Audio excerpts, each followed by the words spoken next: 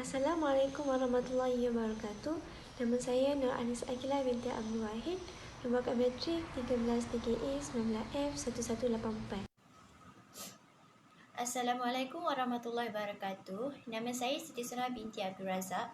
Nama matrik 13 DKA 19F 1054. Assalamualaikum warahmatullahi wabarakatuh.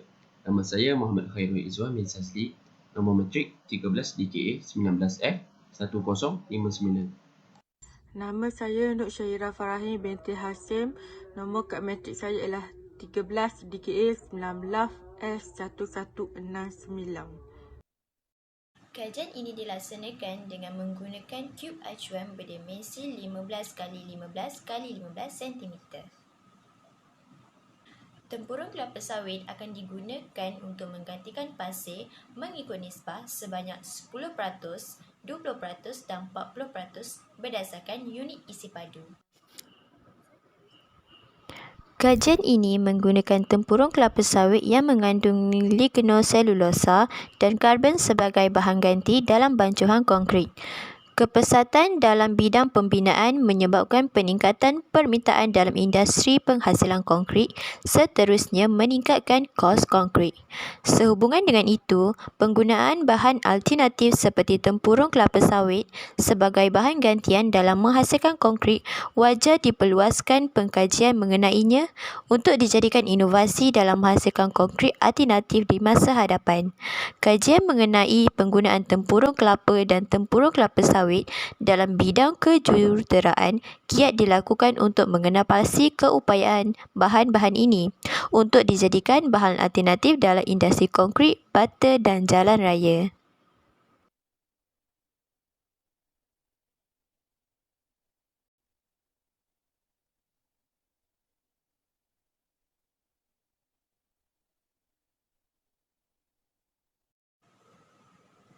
Penyataan masalah. Yang pertama, kekurangan bahan mentah dan kos yang tinggi dalam pembinaan. Pada zaman sekarang, masalah kekurangan bahan mentah dan kos yang tinggi dalam pembinaan menyebabkan sesetengah pihak mencari alternatif yang lain untuk menjimatkan kos dan bahan mentah. Seperti yang kita tahu, penggunaan konkrit di dalam bidang pembinaan semakin meluas kerana konkrit merupakan bahan utama dalam bidang pembinaan. Penyataan masalah yang kedua, penerokaan untuk mendapatkan pasir di banyak tempat menjejaskan ekosistem. Apabila penggunaan pasir ini sering digunakan, lebih banyak penyerokaan pasir dijalankan. Hal ini menyebabkan ekosistem bumi akan terganggu dan akan menyebabkan bahan mentah seperti pasir akan kehabisan. Seterusnya, penyataan masalah yang ketiga, konkrit yang berada di pasaran melebihi 7 kg. Kelemahan konkrit yang kami dapat kenal pasti adalah konkrit yang berada di pasaran terlalu berat. Penyataan masalah yang keempat, banyak konkrit yang tidak mencapai piawai yang telah ditetapkan. Kekuatan konkrit yang tidak menentu dan banyak tidak mencapai kekuatan piawai yang telah ditetapkan oleh JKR dan SIRIM. Oleh itu, kajian ini akan memberi penekanan pada peratusan optimum tempurung kelapa sawit yang akan menggantikan berat pasir dan seterusnya akan mewakili sifat-sifat batu konkrit yang terbaik. Objektif kajian. Matlamat ini adalah untuk yang pertama, mengkaji kekuatan mampatan konkrit. Yang kedua, menentukan berat konkrit yang dihasilkan dengan tempurung kelapa sawit. Dan yang ketiga, menentukan kehilangan air dalam konkrit. Faedah kepada masyarakat. Yang pertama, dapat dengan harga yang lebih murah.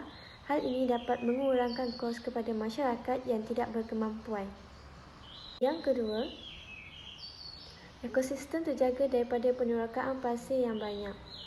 Dan yang ketiga, konkrit yang digunakan adalah selamat kerana mengikut piawai yang telah ditetapkan oleh SIRIM dan juga JKR. Itu sahaja dari saya. Saya serahkan kepada Muhammad Khairul Izwan untuk meneruskan slide yang seterusnya. Hari ini saya akan menyambung tentang keaslian dan pembaharuan yang kami dapat daripada hasil kajian dan pemerhatian dalam projek kami ini. Okey, berdasarkan pemerhatian kami mendapati kip test yang konkrit biasa beratnya melebihi 7 kg, kekuatan pula bagi konkrit biasa adalah lebih ringan, iaitu sebanyak 228.3 Newton per milimeter, dan kadar resapan air pula adalah lebih banyak. Untuk konkrit yang ditambah tempurung kelapa sawit pula, beratnya kurang pada 7 kg. Kekuatan konkrit bila ditambah tempurung kelapa sawit pula bertambah dari 230 Newton per milimeter, dan kadar resapan air pula adalah berkurang. Seterusnya,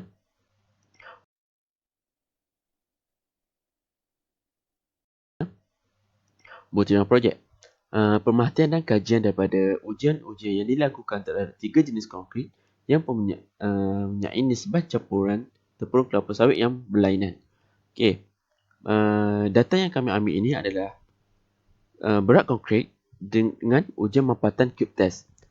Berdasarkan slide yang kami tunjuk ini adalah, mula-mula kami ambil adalah ujian berat cube test. Bagi sampel yang tanpa bahan campuran, beratnya adalah 7.4 kg. Manakala untuk sampel yang mempunyai 10% campuran buah kelapa sawit pula, beratnya adalah 7.2 kg. Untuk sampel B, kami meletakkan sebanyak 20% tempurung kelapa sawit, beratnya adalah 7 kg. Untuk sampel C, beratnya adalah 6.5 kg.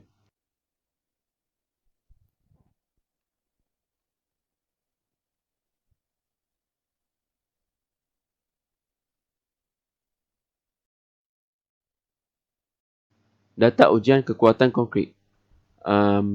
Untuk cube test yang asal, densitinya adalah 2179.9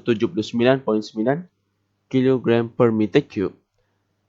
Untuk max failure load, kami dapat adalah 228.3 kN, dan comparison strength kami dapat adalah 10.15 Newton per millimeter square. Untuk 10% campuran tempurung kelapa sawit pula adalah, density yang kami dapat adalah 2122.7 kg per meter cube.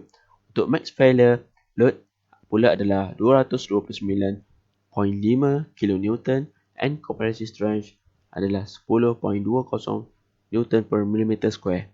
Untuk 20% campuran tempurung kelapa sawit pula, bagi density adalah 20,070.2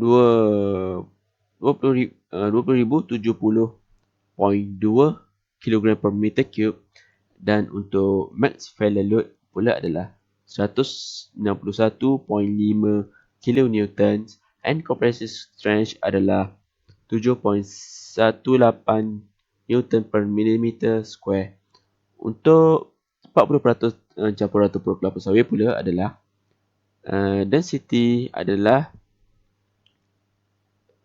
1919.1 kg per meter cube. Untuk max failure load kami dapat adalah 69.5. Untuk comprehensive strength kami dapat adalah 3.10 Newton per square. Okey, itu sahaja daripada saya. Sekian, terima kasih. Slide seterusnya ialah gambar atau lukisan. Okey, sampel konkrit menggunakan nisbah biasa, iaitu 1, nisbah 2, nisbah 4.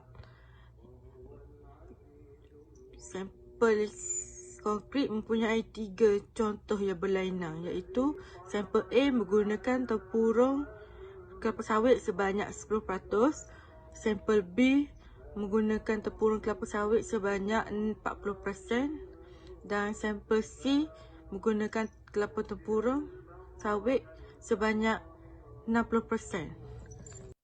Seterusnya ialah keputusan. Projek yang dijalankan gagal. Perbincangan. Setelah buat perbincangan dan mengkaji, bancuhan konkrit amat penting untuk mencapai grade 20. perbincangan ni ialah 1. Nisbah bancawan mestilah mengikuti penentuan yang telah ditetapkan. Yang kedua, teknik yang digunakan bagi menghasilkan konkret perlulah difahami dan diberi perhatian dengan teliti. Slide yang seterusnya ialah potensi pengkomersialan. Poin pertama ialah menyediakan peluang perniagaan. Dan yang kedua ialah dapat meningkatkan dalam industri pembinaan. Sekian, terima kasih.